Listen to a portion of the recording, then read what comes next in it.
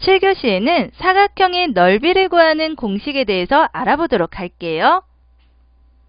먼저 기본적인 직사각형의 넓이는 가로의 길이와 세로의 길이를 곱해주면 돼요.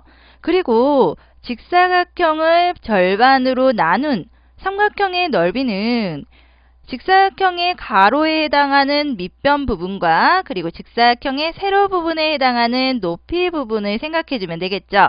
그래서 삼각형의 넓이는 밑변의 길이와 높이를 곱하고 그것을 반으로 나눈, 즉 2분의 1로 곱하여 구할 수가 있습니다. 그리고 이상하게 생긴 이 사각형의 넓이는 삼각형을 두 개로 나누어서 구해볼 수가 있는데요. 아래쪽에 있는 삼각형의 넓이를 구하고 위쪽에 있는 삼각형의 넓이를 구하여 그 두 개를 더해주면 됩니다. 평행사변형에서는요, 여기에 있는 부분을 잘라서 이쪽으로 붙였더니 직사각형이 되었어요. 그러니까 직사각형의 넓이는 가로와 세로를 곱했듯이 평행사변형의 넓이는 밑변의 길이와 높이를 곱해주면 돼요. 이때 평행사변형의 넓이는 평행한 두 밑변 사이의 거리라는 것을 기억해 두세요. 이번에는 사다리꼴의 넓이를 구해 볼게요. 사다리꼴은 쌍둥이를 하나 더 만들어 볼게요. 그리고 그 쌍둥이를 뒤집어서 슬쩍 옆에다 갖다 붙였습니다. 그랬더니 어떤 모양이 되었나요? 바로 평행사변형이 되었네요. 그럼 이제 평행사변형의 넓이를 구하는 공식을 이용하면 되는데요. 평행사변형은 밑변의 길이에 높이를 곱하는 것이죠. 그런데 여기 사다리꼴은 이 밑변의 길이가 곧 무엇인가요? 아랫변의 길이와 밑변의 길이를 더한 부분이 되죠. 그래서 사다리꼴의 넓이는 윗변의 길이 더하기 아랫변의 길이에 높이를 곱하고 2로 나누어야 하고요. 2로 나누는 것은 2분의 1을 곱하는 것과 같은 말입니다. 이번에는 마름모의 넓이를 볼 건데요. 마름모에서 꼭지점을 지나는 직사각형을 그려보세요. 그러면은 여기에서 마름모가 이 직사각형의 넓이의 절반이 된다는 것을 알 수가 있고요.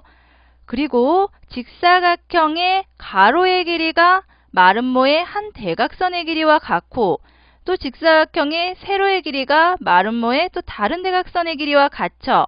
그래서 마름모의 넓이는 두 대각선의 길이의 곱에 2분의 1을 곱한, 즉 2로 나눈 방법으로 구하는 겁니다.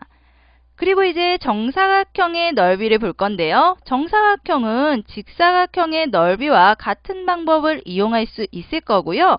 정사각형은 네 변의 길이가 같으니까 당연히 가로의 길이와 세로의 길이가 같을 테고요.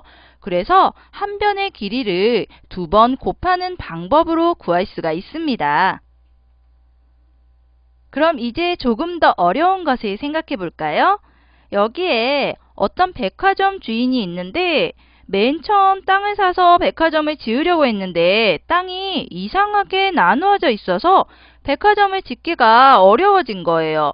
그래서 땅의 넓이는 서로 손해보지 않으면서 땅이 직선으로 나누어지게 할 수 있는 방법은 없을까요? 보조선을 그어 보았는데요. 이제 알 것 같은가요? 삼각형의 밑변이 일정한 경우에 높이만 같다면 그런 삼각형의 넓이는 모두 같잖아요. 그러니까 새로운 땅의 경계선은 이렇게 만들면 되겠네요.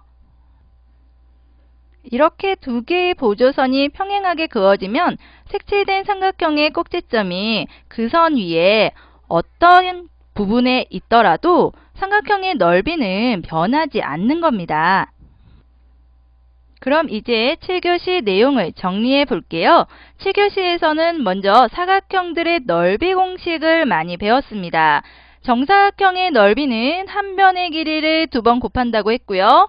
직사각형의 넓이는 가로의 길이와 세로의 길이를 곱해주면 됩니다.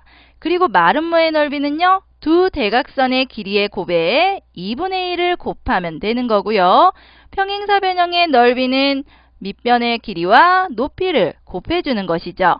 그리고 사다리꼴의 넓이가 조금 복잡해 보이는데요. 윗변의 길이와 아랫변의 길이를 더하고 여기에 높이를 곱하고 2분의 1을 곱해주면 됩니다. 평행사변형 속에 아무 점을 잡고 각 꼭지점까지 이어서 4개의 삼각형을 만들었을 때 같은 색깔의 삼각형끼리 넓이를 더하면 같은데요. 이렇게 평행한 보조선들을 그으니까 나누어진 반쪽이 각각 같아진 것을 확인할 수가 있죠. 그리고 평행사변형의 대각선이 만드는 4개의 삼각형은 모두 넓이가 같은데요. 대각선 하나를 삼각형의 밑변이라고 보면은요. 평행사변형은 서로 다른 것을 이등분하니까 밑변의 길이가 모두 같게 되고요. 그 삼각형들의 높이가 같으니까 당연히 넓이도 같아지는 겁니다.